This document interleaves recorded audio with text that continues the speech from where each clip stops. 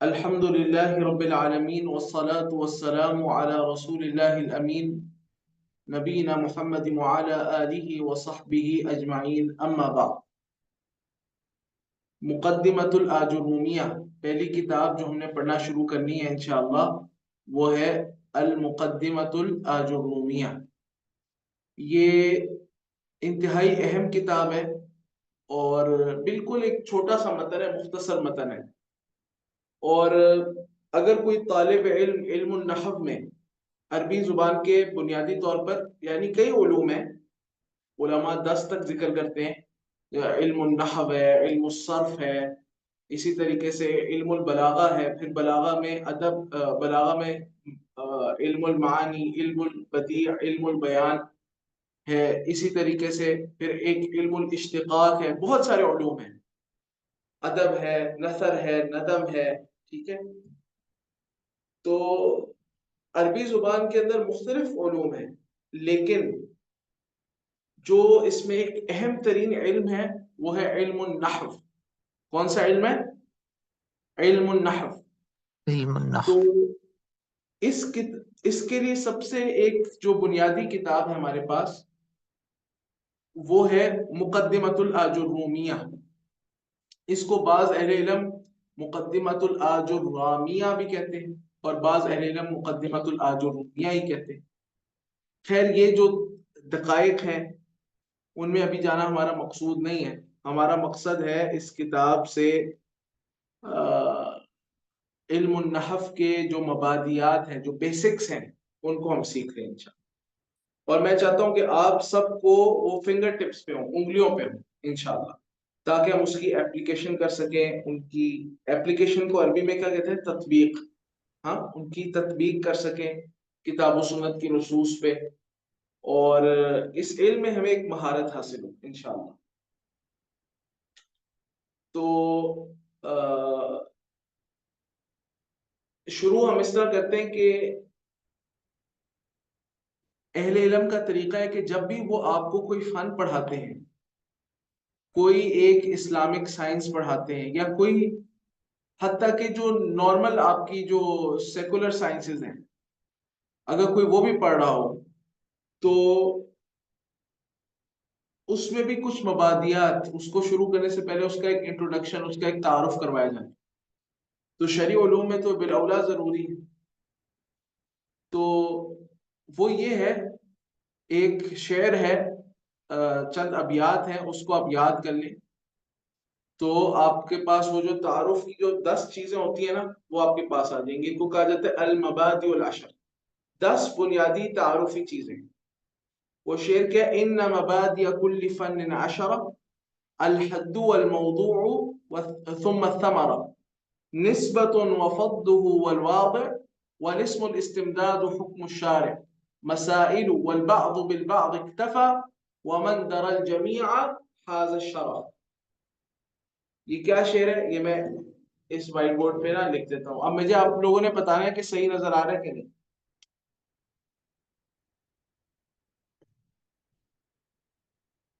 ان مبادئ كل فن عشرة، الحد والموضوع ثم الثمرة، نسبة وفضله والواضع، والاسم الاستمداد حكم الشارع،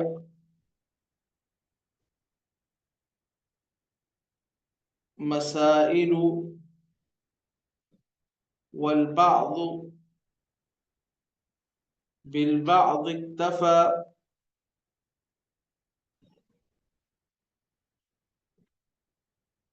ومن درى الجميع هذا الشرف۔ آپ لوگوں کو صحیح نظر آ رہا ہے؟ نعم جی جی بالکل سر۔ سیدھا بالکل سیدھا ترتیب سے لکھا ہوا نظر ہے، الٹا تو نہیں آ رہا نا؟ نہیں سر صحیح آ رہا ہے نظر. الحمدللہ. تو دیکھیں یہ ہے مبادئ العشر، ان کو کہا جاتا ہے المبادئ العشر. اس کو نا تھوڑا سا نیچے،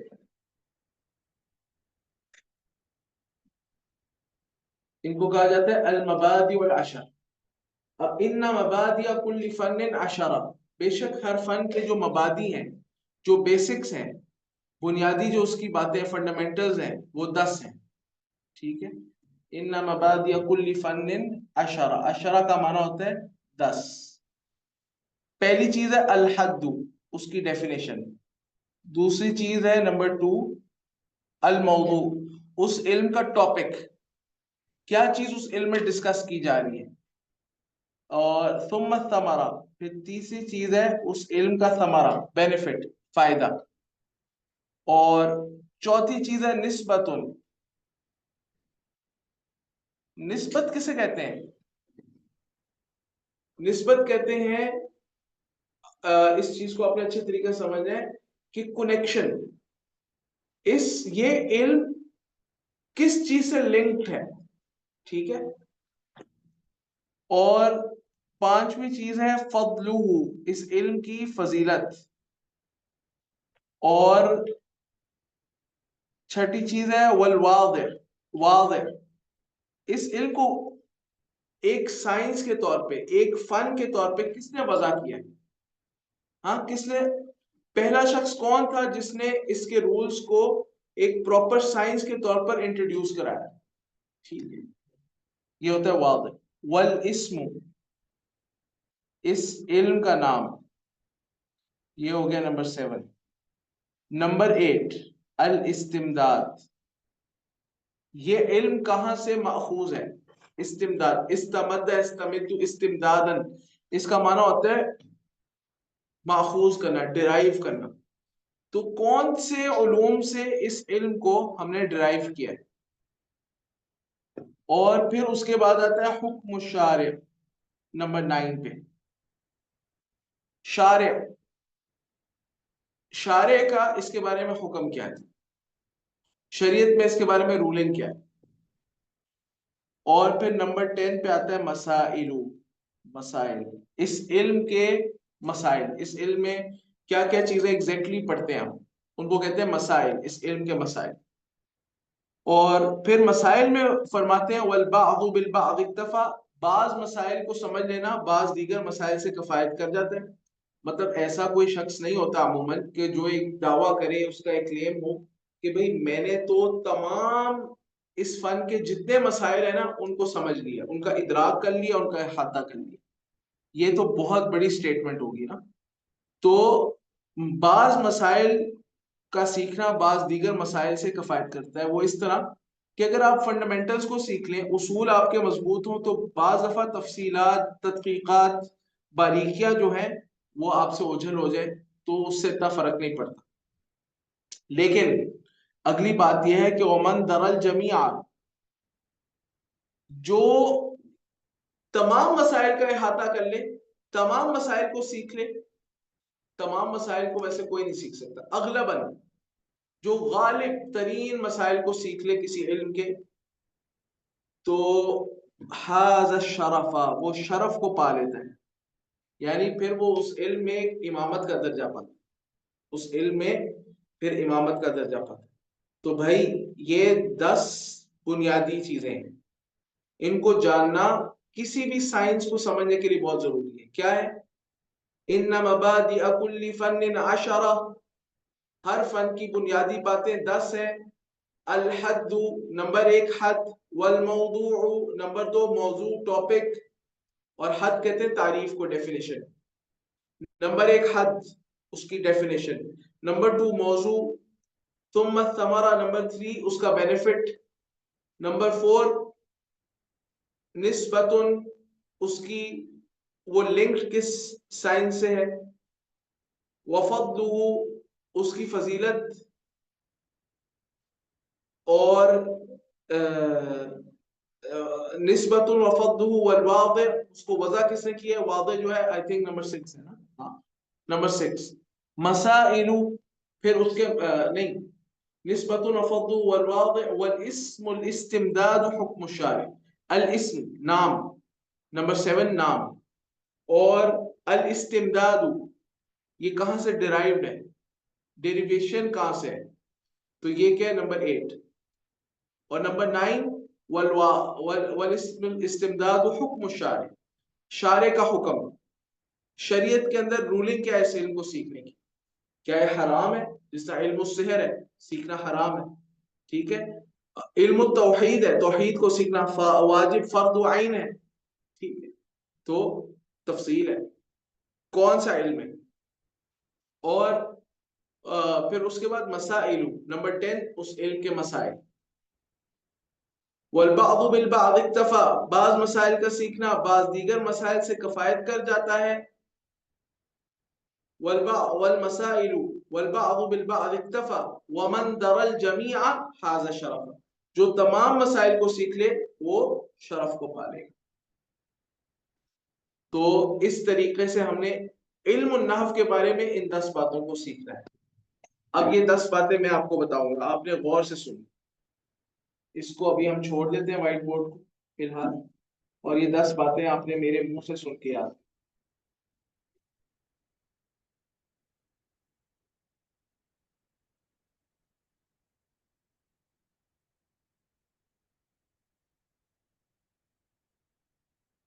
ये व्हाइट बोर्ड जो है ना काम का नहीं है, ये सही तरह इससे रेज नहीं हो रहा, निकालना पड़ेगा।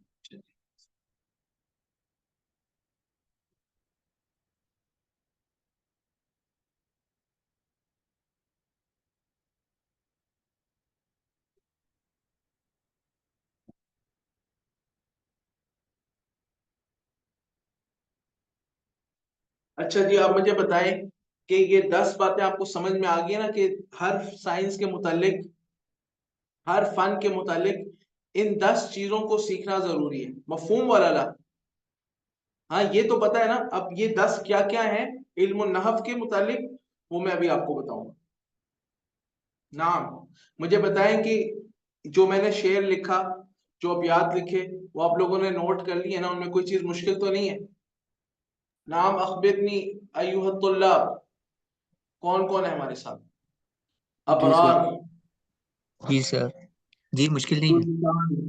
आईफोन, एक हमारे साथ आईफोन भी पढ़ रहे हैं, सॉरी ये शायद सर। उस्मान है। सर मैं चेंज कर लेता सही है। अच्छा जी, चले। सबसे पहली चीज क्या है? अच्छा, ये अबियात जो है ना आपने याद करने हैं, कल मैंने सुनने आपसे। इन्ना मबादिया कुल्ली फन्निन, ऐसे आंखें बंद करके आनी चाहिए। इन्ना मबादिया कुल्ली फन्निन अशरा, अल हद वल मौदू थुम्मा थमरा, निस्बतुन व फद्दुहु वल वादि वल इस्मुल इस्तिमदाद व हुक्म शारि, मसाइल वल बअद बिल बअद इक्तफा वमन दरल जमीअ हाज़ा शरफा। हाँ, ऐसे जी होने चाहिए, ठीक इंशाल्लाह। है इंशाअल्लाह। अब देखें, सबसे पहली चीज, इस तरतीब के मुताबिक चलते हैं, लेकिन नाम तो भाई पहले आना चाहिए ना। इस इल्म का नाम जो हम पढ़ने लगे उसका नाम है इल्मुन नहव। क्या नाम है? इल्मुन नहव। इल्मुन नहव, इसको आपने नहू नहीं पढ़ना, नहू, इल्मुन नहव। नहव, वाव पर वक्फ करना है ना आपने, नहव। अच्छा जी, इसमें क्या है इल्मुन नहव में? नहव का माना क्या होता है? नहव का लुग़वी माना क्या है? लुग़वी, लुग़वी माना क्या होता है? लिंग्विस्टिकल मीनिंग। नहव का लुग़वी माना है मिस्लु, मिस्लु, शिबहु, और मिकदार, कद्र के माना में, मिकदार के माना में। ये 3 मानी आपने याद रखने हैं, मिसल और शिब, ये एक जैसा ही है, ठीक है। जैसे मैं कहता हूं जईदुन नहवु बकरिन, जईदुन नहवु बकरिन, जैद مشابہ ہے بکر کا. ہاں تو یہ یا میں کہتا ہوں کیا کہتے ہیں کہ کلمہ کی میں آپ کو تعریف بتاتا ہوں. کلمہ کیا ہے؟ کلمہ کسے کہتے ہیں؟ میں کہتا ہوں کلمہ اس کو کہتے ہیں. پھر میں اس کی مثال دیتا ہوں کہ نحو اسامہ، نحو زید، نحو قلم، نحو قلم. تو یہ میں نے آپ کو مثال دی. تو یہاں پہ نحو کا معنی کیا ہے؟ مثل، جیسے، اس معنی میں. اسی طرح نحو کا ایک اور معنی بھی ہے جہت کے معنی میں. نحوت نحو الکعبہ یعنی وجہت جہت الکعبہ، اس معنی میں. میں نے کعبہ کا رخ کیا، اس کو میں کہہ سکتا ہوں نحوت نحو الکعبہ. ٹھیک ہے. جہت کے معنی میں بھی کسی چیز کے بارے کی طرف رخ کرنے کے معنی میں آتا. مقدار کے معنی میں آتا. جیسے میں کہتا ہوں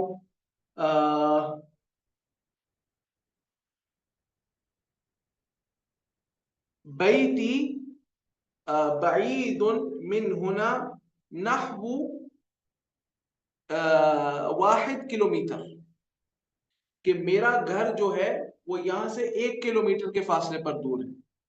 ٹھیک ہے. تو اب یہ کیا ہے؟ نحو جو میں نے بولا ہے یہ کس لیے استعمال ہوا ہے؟ مقدار کے معنی کہ وہ جو فاصلہ ہے وہ کس مقدار میں ہے؟ 1 کلومیٹر کی. تو بہرحال نحو کے مختلف معنی ہیں. عربی زبان میں اس کے مختلف معنی ہیں. مثل کے معنی میں، شبہ مشابہت کے معنی میں، اسی طریقے سے قدر مقدار کے معنی میں، اسی طریقے سے جہت کے معنی میں یہ استعمال ہوتا ہے. یہ تو ہو گیا اس کا لغوی معنی. اب ہم چلتے ہیں نحو کی ڈیفینیشن کے بارے میں. الحد، شروع میں انہوں نے کہا نا ان مبادئ کل فن 10. الحد، سب سے پہلے حد سے شروع کیا تو ہم حد بتاتے ہیں. نحو کی حد کیا ہے؟ ڈیفینیشن کیا ہے؟ نحو کی ڈیفینیشن اگر آپ ابھی اس موقع پر سمجھ گئے تو پھر مجھے آگے پڑھانے کی ضرورت ہی نہیں. بھائی ڈیفینیشن وہ بندہ سمجھتا ہے جس نے کوئی چیز دیکھی ہو، اس کو آپ ڈیفینیشن سے بتا سکتے ہیں. فرض کر لیں کوئی آپ میرے سے پوچھتے ہیں آپ نے کبھی زندگی میں سیب نہیں دیکھا، آپ میرے سے پوچھتے ہیں کہ سیب کی تعریف بتائیں. تو بھائی سب سے آسان طریقہ ہے کہ میں سیب لاؤں، آپ کو سیب کھلاؤں اور کہوں یہ سیب ہے. بھائی پانی کی تعریف بتائیں. ہاں تو میں کہوں پانی ایک سیال مادہ ہے جس کا کوئی رنگ، ذائقہ اور بو نہیں ہوتا. ٹھیک ہے. اور جس ڈبے میں آپ اس کو ڈالیں گے اسی کا رخ وہ اختیار کر لے گا. میں 1000 بار اس کی کوئی نہ کوئی وضاحت دیتا ہوں، آپ کے ذہن میں اس کا کوئی تصور نہیں آئے گا اگر آپ نے پانی پیا نہیں، پانی دیکھا نہیں. لیکن اگر میں آپ کو کہوں بھائی یہ پانی ہے، اب اور آپ کو پلاؤں، تو اب آپ کو کوئی تعریف کی ضرورت ہوگی، اس کی الفاظ میں ڈیفینیشن کی ضرورت ہوگی. تو علم النحو کی جو تعریف ہے وہ بھی اسی طرح ہے. علم النحو کی جو تعریف ہے وہ بھی اسی طرح ہے کہ اگر آپ کو میں علم النحو کی ابھی تعریف سمجھانے لگ جاؤں، وعلم بأصول وقواعد يعرف بها أحكام أواخر الكلم من حيث الإعراب والبناء، یہ پوری تعریف آپ کو سمجھاؤں تو بھائی آپ یہ کہیں گے کہ بھائی ہم کس وادی میں لے گئے، علم تو ہمارے لیے مشکل بنا دیا. عثمان بھائی جو ہے وہ تو کلاس چھوڑ کے بھاگ جائیں گے. ایسا ہی ہے نا عثمان بھائی؟ جی ایسے ہی. تو ابھی ہم نے اس کی تعریف میں نہیں جانا. جب ہم علم النحو پڑھ لیں گے نا پھر میں آپ کو تعریف بتا دوں گا. اگلی کتابیں بھی تو ہیں انشاءاللہ، وہاں پہ تعریف کو پڑھ لیں گے. تو حد کو ہم چھوڑ رہے ہیں، صرف لغوی معنی بتانے میں نے اتفاق کی. ہاں تھوڑا سا یوں سمجھ لیں کہ علم النحو میں بنیادی طور پر ہم نے کیا کرنا ہوتا ہے کہ کوئی بھی ہمارے سامنے جب ٹیکسٹ آتا ہے نا، عربی کا کوئی بھی عبارت آتی ہے، جیسے فرض کر لیں ہمارے سامنے عبارت ہے الحمدللہ رب العالمین، تو ہم نے اس کے ایک ایک حصے کو سب سے پہلے اس طرح دیکھنا ہوتا ہے کہ یہ الحمدللہ رب العالمین جو ہے اس کے اندر کتنے کلمات ہیں؟ ان میں سے ہر کلمہ کیا ہے؟ اسم ہے، فعل ہے، حرف ہے، کیا ہے؟ پھر اگر اسم ہے تو اس کا اعراب کیا ہے؟ اگر فعل ہے تو اس کا اعراب کیا ہے؟ وہ مبنی ہے کہ معرب ہے؟ یہ چیزیں دیکھنی ہوتی ہیں۔ ان کو ہم نے ملانا کیسے، کلمات کو ملا کر کلام کیسے بنانا ہے، پھر یہ کلام بن گیا تو ایک کلام جملہ اسمیہ ہے یا جملہ خبریہ ہے، جملہ فعلیہ ہے، یہ چیزیں ہم نے دیکھنی ہوتی۔ تو یہ جو ہے نا ایک آسان الفاظ میں میں نے آپ کو بتایا کہ یہ علم النحو میں یہ کام ہم نے سارا کرنا۔ یہ تعریف اگر میں آپ کو سمجھاؤں علم النحو کی اس موقع پر تو اس سے یہ چیزیں آپ کو پتہ تھوڑی چل جائیں گی۔ جب آپ علم النحو آگے پڑھیں گے، اس کے قواعد کو سیکھیں گے، پھر آپ کو اس تعریف کو سیکھنے کی ضرورت ہی نہیں پڑے گی، آپ کو پتہ ہوگا بھئی یہ علم النحو ہے۔ اچھا، اس کے بعد کیا ہے؟ ان مبادئ کل فن عشر الحد والموضوع۔ موضوع، اس علم کا ٹاپک کیا ہے، موضوع کیا ہے؟ تو علم النحو کا جو موضوع ہے وہ یاد رکھیں، الکلمۃ والکلام۔ الکلمۃ والکلام، کلمہ اور کلام۔ اچھا، کلمہ اور کلام کیا ہے؟ اس کی ٹیکنیکل ڈیفینیشن تو بعد میں آئے گی، ابھی آپ آسانی سے سمجھ لیں کہ اردو میں ہم کہتے ہیں نا، ایک کہتے ہیں لفظ اور ایک کہتے ہیں جملہ۔ تو عربی میں ویسے لفظ کلمہ نہیں ہے، اس میں آگے تفصیل ہے، وہ انشاءاللہ ہم آگے پڑھیں گے، لیکن میں سمجھانے کے لیے کہہ رہا ہوں کہ جس طرح اردو میں آپ کہتے ہیں لفظ اور جملہ، تو جملہ کلام ہے اور لفظ کلمہ ہے، اگرچہ عربی میں صرف لفظ کلمہ نہیں ہوتا، اس میں آگے تفصیل ہے۔ یا یوں کہہ لیں کہ کلمہ جو ہے وہ ایک سنگل ورڈ ہے، اور پھر سنگل ورڈ سے آپ جو سینٹینس بناتے ہیں نا انگلش زبان میں، جس طرح آپ پورا ایک سینٹینس بناتے ہیں، تو وہ کیا ہے؟ کلام۔ تو عربی کے جو مفرد الفاظ ہیں وہ، اور جو مرکب جو کلام بنتا ہے، اس کے یہ علم النحو کا کیا ہے؟ موضوع ہے، ٹاپک ہے۔ اس موضوع ہوتا ہے جس سے اس علم میں ڈیل کیا جائے، جس سے اس علم میں بحث کی جائے۔ تو علم النحو کا جو موضوع ہے وہ کلمہ اور کلام۔ آگے چلتے ہیں، تیسری چیز، الحد والموضوع ثم الثمرہ۔ اس علم کا ثمرہ کیا ہے؟ علم النحو سیکھنے کا ثمرہ کیا ہے؟ تو ثمرہ کسے کہتے ہیں؟ ثمرہ کہتے ہیں پھل کو، فائدے کو۔ تو اس کے دو ثمرات ہیں، ایک ثمرہ ہے اصلی اور ایک ثمرہ ہے فرعی، ایک روٹ لیول کا ثمرہ ہے۔ وہ کیا ہے؟ علم النحو سیکھنے سے آپ کو کتاب و سنت کا فہم حاصل ہو سکتا ہے، لیکن صرف علم النحو سے نہیں۔ یہ بات، یہ غلط فہمی آپ اپنے اندر سے ابھی سے نکال لیں کہ کوئی بندہ کہے کہ بھائی میں عربی زبان سیکھ لوں گا، عربی کا میں ماہر بن جاؤں گا، تو میں کتاب و سنت، قرآن کھولوں گا اور حدیث کھولوں گا اور میں اس کو پڑھوں گا اور مجھے سمجھ میں آئے گی۔ نہیں بھائی، یہ جتنے بڑے بڑے لوگ گمراہ ہوئے ہیں نا، جو اشاعرہ، معتزلہ، جہمیہ، ماتریدیہ، ہاں حتیٰ کہ خوارج، روافض، یہ سارے جو گمراہ فرقے ہیں، اور ہمارے زمانے میں منکرین حدیث، یہ سارے کے سارے ان میں سے بہت تھے جو علم النحو میں، علم الصرف میں بڑے ماہر تھے۔ آپ کو پتہ ہے قرآن کریم کی عربی زبان کے لحاظ سے جو سب سے اچھی تفسیر، سب سے اچھی تو یوں نہ کہیں، لیکن جو سب سے ایک مرجع کے طور پر دیکھی جاتی ہے، وہ تفسیر کشاف ہے زمخشری کی، وہ معتزلی تھا۔ ٹھیک ہے، تو کسی کا لغت میں ماہر ہونا اس سے لازم نہیں آتا کہ وہ کتاب و سنت کا صحیح فہم حاصل کر لے۔ کتاب و سنت کا فہم حاصل کرنے کے لیے لغت کی بھی ضرورت ہے، وہ بہت بنیادی حیثیت رکھتی ہے، کیونکہ قرآن و سنت عربی میں ہے، بلسان عربی مبین۔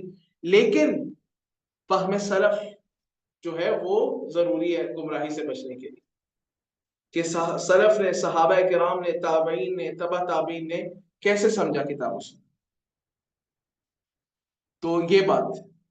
اچھا، تو ایک ثمرہ، اس کا جو بنیادی ثمرہ ہے نا علم النحو کا، اور یہ آپ کو اور میری نیت ہونی چاہیے کہ ہم نحو کیوں سیکھ رہے ہیں، تاکہ ہم کتاب و سنت کو سمجھ سکیں، اس کا فہم حاصل کر سکیں۔ دوسرا جو اس کا ثمرہ ہے، جو فرعی ثمرہ ہے، وہ یہ ہے کہ بھئی عربی عبارت پڑھنے میں آپ خطا سے محفوظ ہوں، آپ عربی عبارت پڑھنے میں لحن کا شکار نہ ہوں، آپ غلطی نہ کریں، آپ عربی عبارت صحیح طرح پڑھیں۔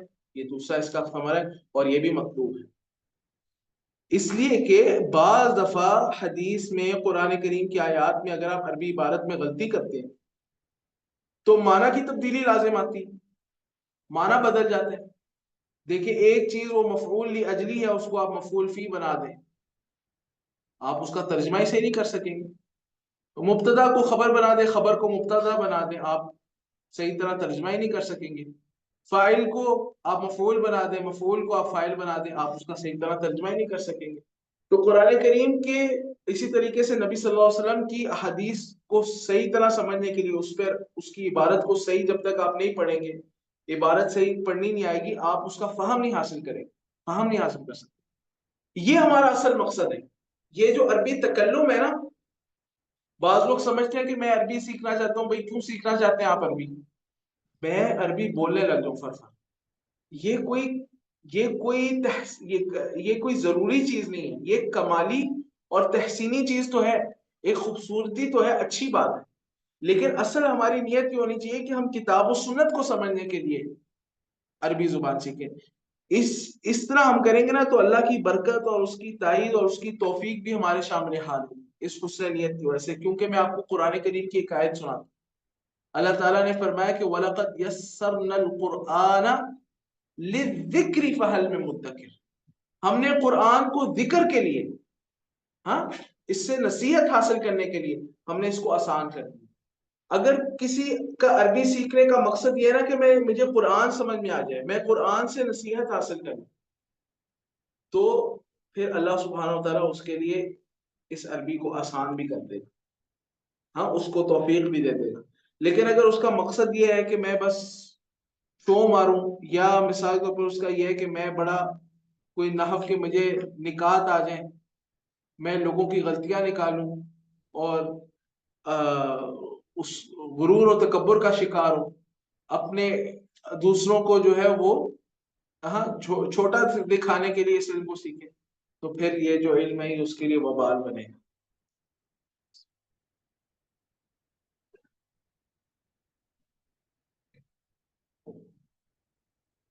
تو الحد والموضوع ثم الثمرہ، اس کے بعد کہتے ہیں نسبت، اس علم کی نسبت، یہ علم جو ہے علوم عربیہ کی طرف منسوب ہے، یعنی اس علم کا کنیکشن کس سے؟ علوم عربیہ۔ جیسے میں نے کہا صرف بھی علوم عربیہ میں سے، اسی طریقے سے بلاغت بھی علوم عربیہ میں سے، عربی ادب، نثر ہو یا ندم ہو شعر کی صورت میں ہو، وہ بھی علوم عربیہ میں سے، املا کے قواعد وہ بھی علوم عربیہ میں سے، وغیرہ وغیرہ۔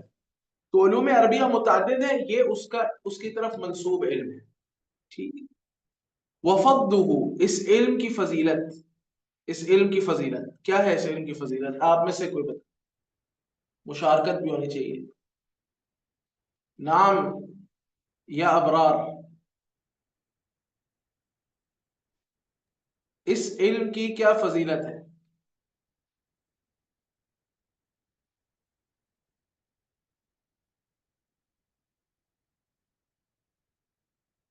کچھ بھی جو آپ کے ذہن میں آ رہا ہے بتائیں، پریشان نہ ہو، غلط ہو جائے گا کیا ہوا، بتائیں۔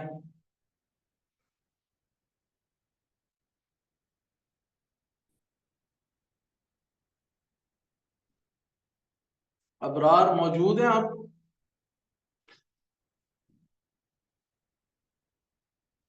عثمان، جی سر، سر مجھے اس میرے علم ذہن کی میں تو میرے ذہن میں فضیلت، تو سر میرے ذہن میں تو فضیلت علم کی یہی ہے کہ انسان جو ہے وہ اس کو ہدایت مل جائے۔ یہ تو فائدہ ہو گیا نا، یہ تو اس علم کا فائدہ ہو گیا، وہ تو ثمرہ میں ہم نے کہہ دی۔ عربی زبان سے ہدایت نہیں ملتی، کتاب و سنت سے ہدایت ملتی، صحیح۔ لیکن یہ کہ یہ پھر بھی چلے، اگر آپ اس کو ذکر کرنا چاہیں تو یہ ایک فائدہ ہو گیا۔ فضیلت کیا ہے؟ یعنی اس علم کو سیکھنے کی فضیلت کیا ہے؟ فضل کیا ہے اسے؟ نام یا گلشان؟ بندہ عربی زبان میں ماہر بن جاتا ہے. ہاں، عربی زبان میں ماہر بن جاتا ہے. یہ بھی فضیلت نہیں ہے. یہ فضیلت یعنی فضیلت فضیلت سے مراد یہ کہ شریعت نے اس کی کوئی فضل بیان کیا ہو. شیخ ان کی یہ قرآن و سنت کے فہم میں معاون ہے. ہاں، تو کتاب و سنت کی سیکھنے کی جو فضیلت ہے وہی عربی کے سیکھنے کی فضیلت ہے. دیکھیں، کتاب و سنت کے فہم میں معاون ہے، یعنی کتاب و سنت کا فہم عربی زبان کے فہم پر کیا ہے؟ موقوف ہے. تو جو کتاب و سنت کو سیکھنے کی فضیلت ہے وہی عربی زبان کو سیکھنے کی فضیلت ہے، بشرطیہ کہ آپ کی نیت کتاب و سنت کو سیکھنا. اس میں قاعدہ عربی زبان کا ایک قاعدہ ہے، اصول الفقہ کا قاعدہ ہے کہ ما لا يتم الواجب الا به فهو واجب، یا اسی طریقے سے آپ یہ کہہ لیں کہ الوسائل لها احکام المقاصد. ہاں، یہ بڑے قواعد میں سے الوسائل لها احکام المقاصد، کہ جو وسائل ہوتے ہیں نا، وسیلے ہوتے ہیں، ان کا حکم مقصد کا ہوتا ہے. جیسے مثلا میں آپ کو مثال دیتا ہوں کہ مرد کا مرد سے سطر ہے، یعنی اس کے ناف سے لے کر اور اس کے گھٹنے تک، ٹھیک ہے، یہ مرد کا مرد سے سطر. اب یہ سطر چھپانا کیا ہے؟ واجب ہے نا. تو اس سطر کو چھپانے کے لیے اس کو کپڑا چاہیے، اس کو جو بھی چیز چاہیے اس کا خریدنا اس پر کیا ہے؟ کیا ہے؟ واجب ہی ہوگا سر. واجب. ٹھیک ہے، جس کو کیے بغیر کوئی واجب کام نہ ہو سکے اس کو کرنا بھی واجب ہوتا ہے. جس سے بچے بغیر کسی حرام سے آپ نہ بچ سکے اس سے بچنا بھی حرام ہوتا ہے. یعنی اس سے بچنا بھی واجب ہو جائے گا، اس کا کرنا بھی حرام ہو جائے گا، یہ مطلب. تو دیکھیں، الوسائل لها احکام المقاصد. کتاب و سنت کو سمجھے بغیر آپ عربی زبان کو سیکھے بغیر آپ کتاب و سنت کا صحیح فہم حاصل نہیں کر سکتے. آپ ایک عالم نہیں بن سکتے، آپ امت کی رہنمائی نہیں کر سکتے، آپ مفسر، آپ فقیہ، آپ مجتہد، اسی طریقے سے آپ قاضی، آپ مفتی نہیں بن سکتے جب تک آپ عربی زبان کا علم حاصل نہ کریں. تو قاضی کے لیے، مفتی کے لیے، مفسر کے لیے، محدث کے لیے، ہاں، معلم کے لیے، مدرس کے لیے عربی زبان کا سیکھنا کیا ہو جائے گا؟ ہاں، واجب ہو جائے گا. تو یہ، اور پھر کتاب و سنت کے علم کو حاصل کرنے کی جو فضیلت ہے، جیسے مثلا نبی صلی اللہ علیہ وسلم کی حدیث ہے، خیرکم من تعلم القرآن وعلمہ، تم میں سے بہترین، افضل ترین لوگ وہ ہیں جو قرآن سیکھیں اور قرآن سکھائیں. تو جو عربی زبان سیکھ رہا ہے، ہاں، وہ بھی کیا ہو جائے گا؟ افضل ترین لوگوں میں سے ہو جائے گا. ایسا ہے کہ نہیں؟ کیونکہ وہ قرآن سیکھنے کے لیے عربی سیکھ رہا ہے. اچھا جی، یہ تو ہوگی اس کی فضیلت. نسبت و فضلہ والواضع. واضع، اس علم کا واضع کون ہے؟ اس علم کو ایک علم کے طور پر، اس کے قواعد کو مرتب کر کے ایک علم کے طور پر انٹروڈیوس کرانے والا، متعارف کروانے والا سب سے پہلے کون؟ ابو الاسود الدؤلی. ابو الاسود الدؤلی رحمہ اللہ، انہوں نے اس علم کو ایک فن کے طور پر سب سے پہلے متعارف کروایا علی ابن ابی طالب، امیر المؤمنین علی ابن ابی طالب رضی اللہ تعالی عنہ کے حکم سے. والاسم، پھر اسم ہے، اسم ہم وضاحت کر چکے کہ اسم اس کا کیا ہے، وہ تو پتا. الاستمداد، یہ علم کہاں سے ماخوذ ہے؟ تو یہ علم ماخوذ ہے، ہاں، کلام العرب الفصیح، فصیح عربی کلام سے اس علم کے قواعد جو ہیں ماخوذ ہیں. تو اس میں قرآن کریم سب سے پہلے نمبر پر آتا ہے. تو عربی کے جو قواعد ہیں وہ خود کہاں سے ماخوذ ہیں؟ قرآن کریم سے. ٹھیک ہے، تو اب کوئی یہ کہے کہ بھائی قرآن کریم کی فلاں آیت اس قاعدے کے خلاف ہے، تو یہ کیا ہوگا؟ یہ جہالت کا ثبوت ہوگا. بھائی قرآن سے تو عربی کے قواعد ماخوذ ہیں، نحو اور صرف کے جو قواعد ہیں وہ کتاب اللہ سے تو ماخوذ ہیں، وہ تو اس کا مصدر ہے. ہاں تو تم فرع کو اصل سے لڑا رہے ہو، تو یہ بہت قبیح حرکت ہے. اچھا بہرحال، والاسم الاستمداد حکم الشارع، شارع کا حکم کیا ہے اس کے بارے میں؟ شارع کا حکم کہنے کے بجائے زیادہ صحیح تعبیر یہ ہے کہ حکم الشرع. حکم الشرع کیا ہے؟ شریعت کا حکم کیا ہے اس کے؟ تو شریعت کا حکم اس کے بارے میں یہ ہے کہ اصلاً یہ کیا ہے؟ فرض الکفایہ.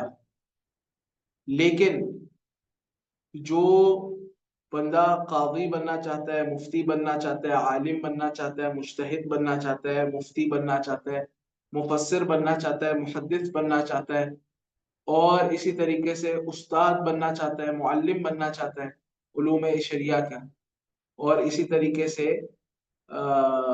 یعنی وہ لوگوں کو تفسیر پڑھانا چاہتا ہے، حدیث پڑھانا چاہتا ہے، فقہ پڑھانا چاہتا ہے، عقیدہ پڑھانا چاہتا ہے، تو اس بندے کے اوپر فرض عین ہے کہ وہ عربی زبان سیکھے، عربی زبان کا علم حاصل کرے، اس کے بنیادی قواعد کی معرفت رکھتا ہو، کم از کم بنیادی جو قواعد ہیں جس سے اس کی عبارت درست ہو جائے، صحیح معنی مفہوم تک پہنچ جائے، اتنی عربی زبان سیکھنا، اتنے قواعد کا آنا وہ اس پر واجب ہے، واجب. اور علماء کہتے ہیں کہ وہ تقریباً یہ ہے کہ جس طرح نحو میں آجرومیہ اور قطر الندی، کم از کم یہ کتابیں، اور اس کی شرح قطر الندی کی جو شرح ہے